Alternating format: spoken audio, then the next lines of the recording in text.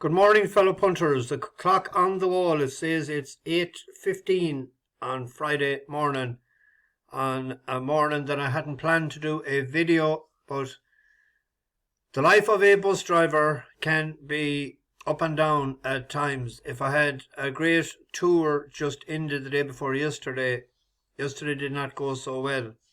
I volunteered to go to Bunratty with a coach, a 50-seater, from Athlone to Bunratty with all elderly people, and got there. I forgot to say that yesterday or the night before last night. Got to the yard yesterday morning. The coach wasn't cleaned out. No fuel card, no diesel in it. Couple other things wrong with it. Couldn't figure out some of the gadgets. A good job I was an hour earlier. Couldn't open the fuel tank then. It was a Volvo. An impossibility. And there was one either side. Two lorry drivers failed to open it, and I had to get a good strong man with a pair of gloves that he opened it for me. So as a result, I was 20 minutes late, leaving at 20 past 10 instead of 10, headed for Bunratty, and went into the car park. I was told, why did you stop at Dirty Nelly's? I didn't know you had to stop at Dirty Nelly's, but Dirty Nelly's, everybody knows, is on a corner. I couldn't stop anyway. But I had to do a shuttle service with 7 or 8 of them that wouldn't be able to walk back up because they had tea and a scone ordered. Then back down again. Then another shuttle service back up. Several problems throughout the day. But then I got news that a neighbour of mine who I'd seen the night before, a woman in her early 50s, died suddenly yesterday morning. Don't know how it happened yet, because I was too late home last night to call to the house, which I'll do this morning. But bus got broke down. It just stopped. No air in it. The engine didn't conk out, just the air in it. And I was on a roundabout coming off at Moat in Westmeath, and there I had to remain until the mechanic came, and then I had to get a lift to my car, and I didn't get home at 11 o'clock. So I don't know what happened to the coach, but the reason I went there yesterday is my next tour is a 5-day one in a coach with, I think it's 35 people as well. They're from Meath, heading to Waterford, staying in Tracy's Hotel, Waterford, 3 nights. But I'm a bit iffy about, it depends what coach I get. But that's the reason I went for a bit of practice yesterday, because I hadn't driven the coach in a while. The 50-seater. Got broke down anyway. So, seen some of the racing, but I didn't get time to do as much study as I expected yesterday. So, not as geared up as I should be for a Friday. We had only the one winner yesterday with a few places. Kiprias done the bizzo again. A lot of people saying that he was over and done with, that he wasn't in form this year, but he was very gutsy. And if pity he wasn't in form running last year, because that had been a 3 in a row, best day around. But Sweet William ran a cracker altogether. I was thinking the ground, the way he cuts through the surface, that'd suit him, and he stayed on. If he was put into the race a bit sooner, he might have been second. Well, maybe not. But we had, without the favourite suggestion, I forgot to write that up in the description, and I backed him each way at 18-1. There was a good bit of money, went off 9s. First Look got a place, and Divine Libra got a place, and that was about it. But not a total wipeout, but not a winning day. Now I need to get out of here and get on to today quickly. The first race, the 2:30, Aidan O'Brien has a hot favourite in Fairy Godmother. I actually like the other one of Aidan O'Brien's, Heaven's Gate. I thought he ran very well first time, or second time out. Rocco Vivo in the middle of the track. It's Queen's Fury rejoined by Heaven's Gate. Mary's Not Contrary's pushed along. January's making headway. Then Grande Marcus in the middle of the track, veering across is Soda Bed, and Heaven's Gate wrestles back the lead over on the far side. Chased by Stable Companion January, and then comes Soda Bed, but it's Heaven's Gate away. Shea Promisely on Debo is punched out. You'll count for Stable Companion January by 2.5. Running back for the third was January has went on to win since as well. Fairy Godmother swooped late with a bit good, nice turn of foot to win. But Heaven's Gate is the selection each way. In the 305, Elite Status is the horse for me.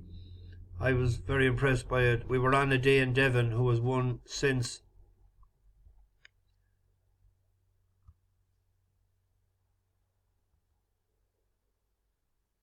It's quickened up and great in the Carnival.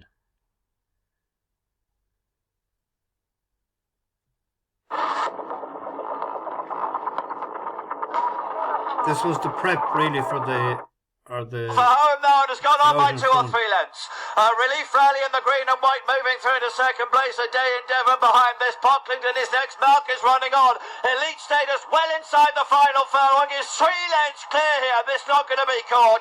Elite Status has romped away. Relief Rally in second. A day in Devon in third place. A day in Devon wins since.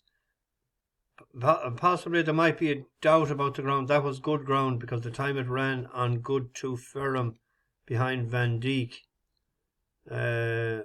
last year, but maybe that it ran well in Ascot before behind Valiant Force on good to Ferrum, so that's the selection. And actually you can back it each way, paying 4 places to be on the safe side. 345 is the Coronation Stakes. We were on Ramatuelle, the French horse, the last day in the 1,000 guineas, won by Amalka. French jockey, maybe if he had held on to the horse a little bit longer, possibly could have held on. Oisin Murphy is in the plate today. I'm hoping Oisin will have learned from that. It'll be either we'll be blaming him that it was the first time he rode him, or else it was a great ride, one or the other. Opera Singer, of course, and O'Brien is firing in winners left, right and centre in the Group 1s or Grade 1s this week, but not in the 2-year-old categories. It was third in the Curragh behind Fallen Angel. It's a hot favourite. We'll take him on with the one we're on the last day. 425. We saw Ethical Diamond recently when it was a nose second behind our selection Saturn. And if we get to Saturn's forum,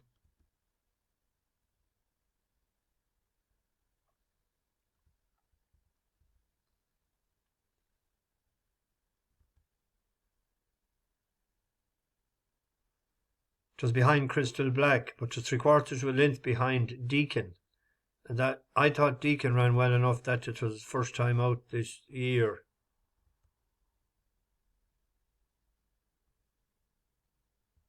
I haven't video set up because it was going to take too long this morning. I thought first run back and step up and trip. I thought Deakin each way at 7.5, 8 to 1 there in places. There's another little horse there that we backed the last day at a big price. It was second in Epsom. Ziggy. Ziggy is on a down there at the bottom. Might be a small each way on that. What price is it? Ran well enough the last day.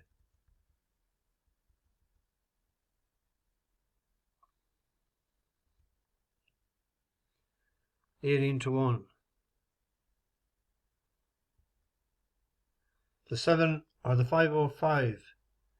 Oh, it sure is. It's I had 7 or 8 of them marked out there, and I didn't get a chance then to tie in the form and look at things. But one that I'm going to go with is the Bective Stud. Well, it'd be mighty to see Bective Stud getting into the winners enclosure rather. Zaynab. It was gutsy enough, I thought, winning the last day in the Curragh. The each way bet, I think they're paying 6 places in this to this. So there's 30. They could pay 10 places and you still mightn't hit. Gordon Elliott. He pulled one in out of the hat in Medan, Coachella, wasn't it? Over a sprint. 16 to 1 on that. In the 5, there's another one, isn't there?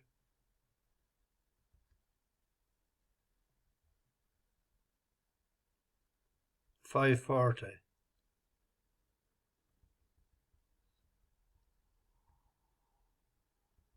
Space Legend is a hot enough favourite. I'm going to give another chance to Macduff at 20 to 1 each way. We picked it each way in the Epsom Derby. It didn't handle the track at all. And a horse that didn't handle the track at all that we picked in Epsom, Running Line, came out and won since. But I was impressed with it at the time it ran in Sandown there. It's 20 to 1.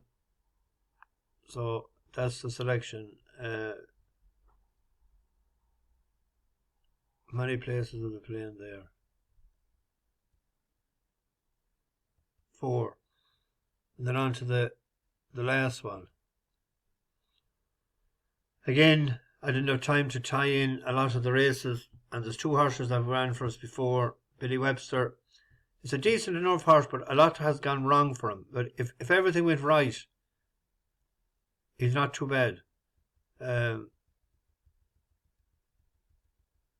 there was one other one that I can't spot and I didn't write it down. If I do, I'll put it in the description. There's a horse running in Down Royal tonight that I wrote down as next time out should win. As Iowntheball by Advertise. I had a reason to watch this today because a friend, a man that I met at Thomas Mannion from Moore bought this as a yearling. He sold it on there recently.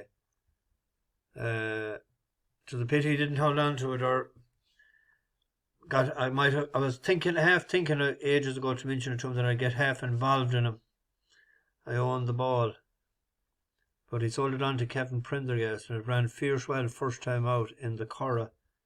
That's him here coming. Tax across to join the main group.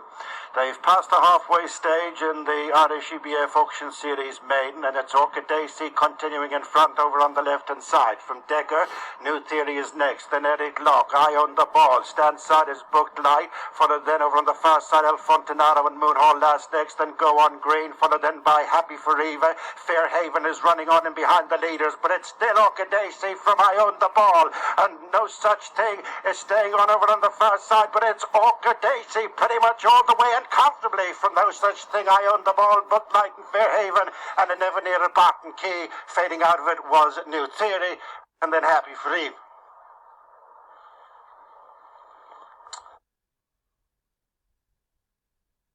At the 5 to 4 shot yesterday evening.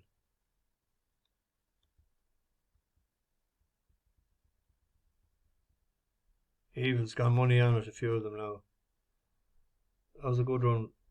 Them advertised horses are doing better at 3 than they are at 2.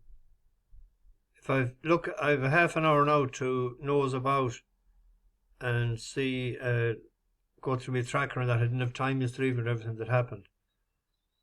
So if I spot anything else elsewhere, I'll put it in the description. Bash the bookies over and out.